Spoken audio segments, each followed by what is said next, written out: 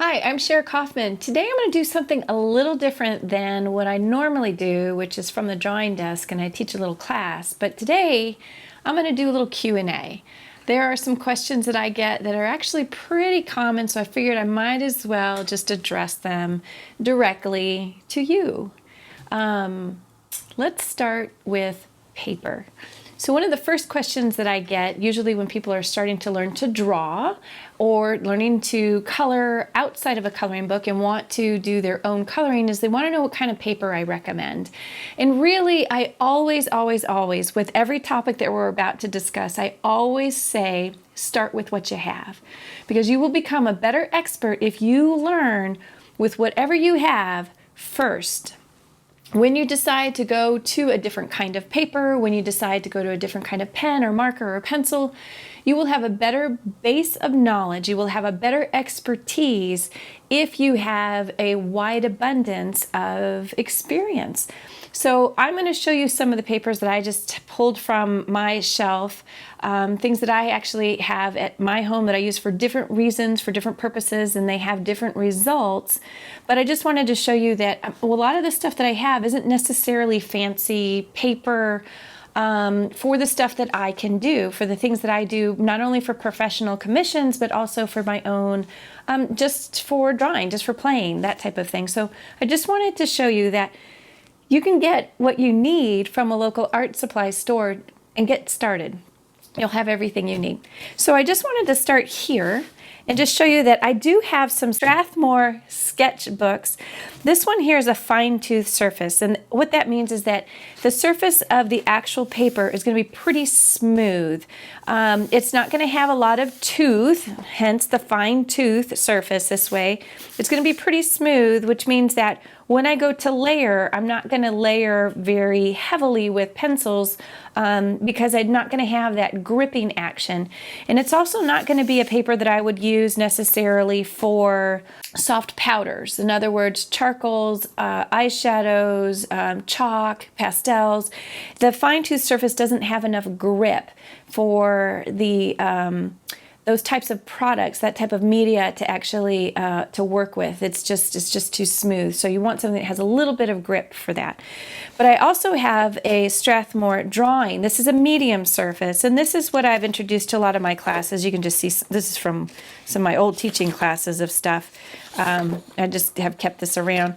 It's got a different kind of surface. You can't really see it through video between the two because they're going to look very similar in texture, and they're going to have a different kind of they feel very similar, especially to kind of a novice that's not quite sure what the difference is.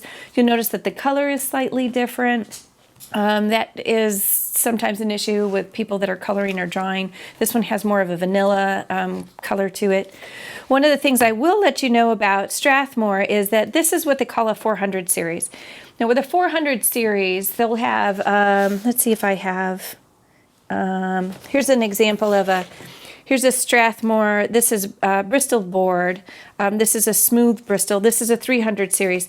Strathmore has a system where it goes up in quality of their paper. So there'll be a 100, a 200, 300, a 400. So the 400 is going to be a little bit better quality than, say, a 100. A 100 would be if you wanted to practice on something because you're just learning how to draw or you're just learning how to sketch. It's a different kind of quality of paper that one I probably wouldn't use for commission work, but the 300 or 400 I would. The Bristol paper, this is smooth Bristol paper, this is fairly thick.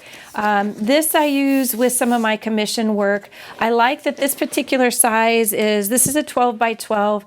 I like that it's this big because it means that I can cut it down to sizes smaller as needed. In other words, I could cut this into squares out of this, perfectly cut just from this one big 12 by 12. But if I wanted something larger, I can still get that up to the 12 inch. So I can still get like a 5 by 8 out of this in this thicker paper. Sometimes artists will get a larger pad of paper and then cut down to the size that they need. It allows some versatility in that size of what they're looking for, but it does require you to do a little bit of prep because it's not like something you can just rip out. If you're wanting that smaller size, you have to cut it.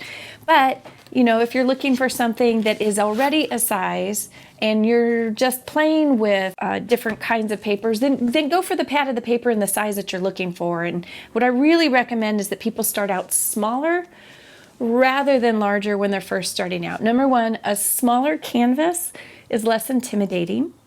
It is a little bit more forgiving for your practices, because if it's something that you're not interested in pursuing that particular image, you can just go to the next page and you can start with a fresh page. Sometimes starting with a 12 by 12 piece of paper can feel like a 12 by 12 piece of canvas. Sometimes it can feel too big for somebody. So I recommend you start smaller and work your way up to bigger sizes, and then you can feel more comfortable in creating the sizes that you want. Another type of paper that I have here is the Canson Mixed Media. Now, the mixed media is one that I like because it allows me to use a little bit of wet media on here. It's not as thick as watercolor paper. That has different kinds of sizing. It can take water. The more sizing in a paper, the more water it can take, the more that you can kind of smooth your watercolors around. But mixed media is designed to have a little bit of that regular paper feel, but can take a little bit of that wetness. So this is a really good paper if I'm going to combine some markers, highlighters, if I'm going to combine a little bit of my watercolor pencils like my Derwent Inktense, but it does have a little bit of a texture to it. And so it can also take the powders, the charcoal eyeshadows, that if you're working with pencils only, you're going to see that texture a little bit more than if you were using an actual drawing paper or if you were on that very smooth Bristol board. So mixed media is not something I would use if I wanted a really smooth result and a smooth surface, but it is one if I know I'm going to be mixing a little bit of media and I want a little bit of grip to play with that. Another one that I have here is really nice if you're working with white pen, or if you like to work with some of the brighter gel pens, and that is this one I just got at Hobby Lobby. You can see what, $3.99. It's Master's Touch. It's completely their store brand, and it's just this black paper. I happen to like this one because I like the size. I don't work in large black format, so for me having this small, this is a 6x8. This works really well for me, and just to get you going for an idea. So another question that I get often is about markers. And again, back to what I was saying with the papers is I always encourage people to start with what they have. So if that means that you have Crayola and you got it at Walgreens, or you got it at your local art supply store, or even at an office supply store, use with what you have, because working with what you have at least gets you going. If you wait until you're getting that fancy set, you're going to be waiting too long. They're expensive. Sometimes you can get open stock and you can try one at a time, but sometimes the really nice markers are going to be at least $3 a piece. So if you're looking at getting a nice variety, you're going to be spending a little bit of money on getting that open set. So what I suggest is just start with what you have. Now, those that are interested in brand names, those that want to know how things work, the best way is to really try open stock, get a couple of different kinds, and see how it works with the paper that you like to work with. Because markers are very unique in that the paper that they work with is really particular on the relationship on how a marker's results will be. So there is marker paper. So marker paper has a slick surface. So that will allow the markers to stay on the surface of the paper a little bit differently than if they were working with one of these papers, because these papers here will absorb the marker. But marker paper, because of its slick surface, will actually allow you to have a different kind of blending capability. But these are the markers that a lot of people love to work with. There's Copic, there's Stabilo, Stradler, there's also the Tombow markers that people like to work with. Sharpie, now I have to say, Sharpie, I have a ton of Sharpies. They come in a lot of colors, but there is a Sharpie pen. If you like to draw with Sharpies, then you can go get the Sharpie pen. They don't have that intense smell that a lot of the other Sharpies do. I highly suggest, even if it's Crayola or whatever it is that you have, just play with what you have. Just get started and then compare. That is your best teacher, is to compare with what you started with and then moving up to your next one. Or if you happen to be in a coloring group, that is a really nice way to compare notes. If you have friends that like to color, perhaps they would be willing to let you just try one of their markers on a scratch piece of paper. In other words, don't ask to borrow their markers, especially if they're the fancy ones and they've saved up for them. When you get your own, you'll find that you're probably a little protective of them, but maybe they'll let you try them, and you can just have a scratch piece of paper and you can write down the name of what that is so you can see what it feels like and what it looks like. Just give it a go. The other thing that people like to ask me about are what kind of colored pencils. Again, this goes back to starting with what you have. When I've taught a lot of classes, one of the things that I'll do is I will bring out colored pencils that you find at Walgreens, at convenience stores, at art stores, at your office supply store, because I want people to realize that they can do amazing things with whatever's at their fingertips. So I've done things that are the store brand, the brand name, the house brand, whatever it is from each store that I've worked with. I've worked with Crayola. I've done all kinds of different things that way in classes, and I've worked with it privately too.